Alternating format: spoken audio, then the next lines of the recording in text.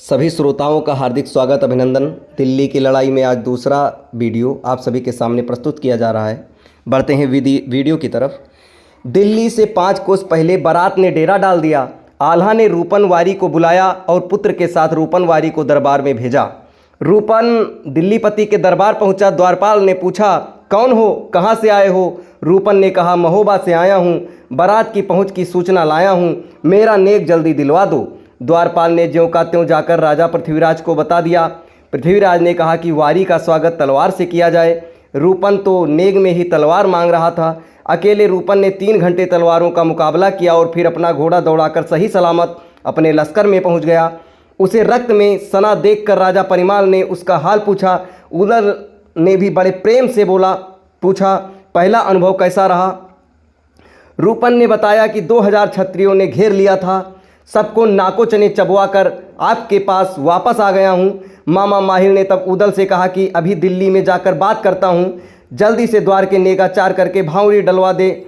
माहिल अपनी लिली घोड़ी पर चढ़कर दिल्ली में पृथ्वीराज के दरबार में जा पहुँचा। राजा ने उसके चौकी पर बिठाया और हाल पूछा। माहिल तो बना ही परस्पर लड़वाने मरवाने के लिए था। चौहान से बोला, महोबे वाले महान वीर हैं, उनसे जीतना बहुत कठिन है, मेरी बात मानो तो शरबत में जहर घुलवा दो, द्वार पर ही स्वागत में शरबत भिजवा दो, पीते ही सब मर जाएंगे। इसी प्रकार लाठी भी नहीं टूटेगी और सांप भी बचा रहेगा। पृथ्वीराज की अक्ल भी मारी गई थी। उसने माहिल की बात मानकर शरबत में जहर मिलवा दिया। सूरज बेटे के साथ नेगी और कर्मचारी भेज दिए। राजा परिमाल के तंबू में पहुंचकर शरबत रख दिया गया। सबको बुलाकर शरबत बंटवाने को कहा। राजा परिमाल ने सब लड़कों को बुलवाकर शरबत बंटवाने को कहा तो छींक हो गई। फिर ढेवा को बुलाकर पूछा गया। ढेवा ने कहा कि शरबत विषैला है। उदल ने तभी एक कुत्ते को शरबत पिलाकर देखा, कुछ ही पल में कुत्ता मर गया। तब सारा शरबत फिकवा दिया गया। सूरज और नेगी चुपके से भाग आए तथा पृथ्वीराज को सब हाल सुनाया। माहिल भी अपनी तरकीब की सफलता सुनने को अभी वहीं था। उसने दूसरी तरकीब सुझाई। फाटक के बाहर एक ऊंचा खंभा गाड़कर उस पर एक कलश टांग दो, नीचे 2 हाथी खड़े कर दो। महोबे वाले जब द्वार पर आए तो उनसे कहो कि हमारा रिवाज है कि पहले इस कलश को उतारना पड़ेगा, फिर फाटक में प्रवेश करना होगा।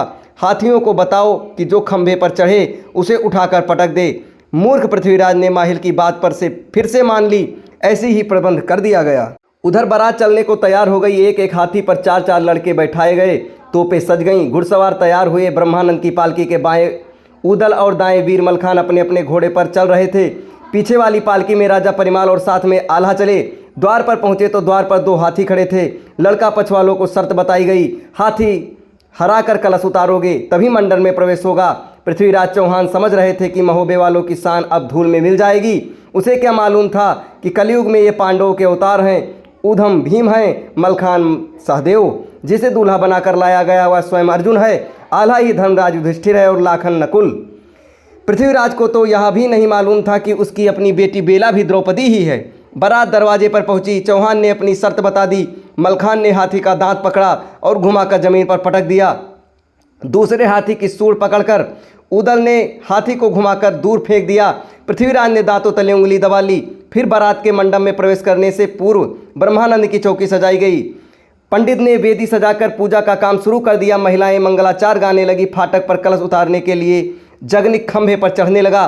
पृथ्वीराज के पुत्र ताहर ने कमलापति को आदेश दिया। कमलापति ताहर से भिड़ गया। जगनिक और कमलापति दोनों परस्पर भिड़ गए। 3 बार जगनिक चोट बचा गए। जब जगनिक ने तलवार मारी तो कमलापति की ढाल कट गई। चांदी के फूल भी गिर गए। पेट पर घाव लगा और कमलापति धराशायी हो गया। ताहर ने फिर सहमति को भेजा। तब उदल ने मन्ना गुजर को बुलवाया। ढेवा भैया को भी इशारा कर दिया गया। दोनों ओर से तलवारें खटाखट चलने लगी। रहमत सहमत भाग गए। तब ताहर ने तोपों को बत्ती लगवा दी। पृथ्वीराज के 7 बेटे ताहर, गोपी, सूरज, चंदन, सदन, मदन और पारत भी तलवार चलाने लगे। दोनों ओर के जवान कट कट कट गिरने लगे। तब तक उदल खंभे पर चढ़ गए और कलश को उतार लिया। अब तो शर्त पूरी हो गई। मंडप में महोबे वाले प्रवेश कर गए। इसके आगे क्या होता है आपको अगले वीडियो में बताया जाएगा। तब तक हमारे साथ बने रहें। धन्यवाद।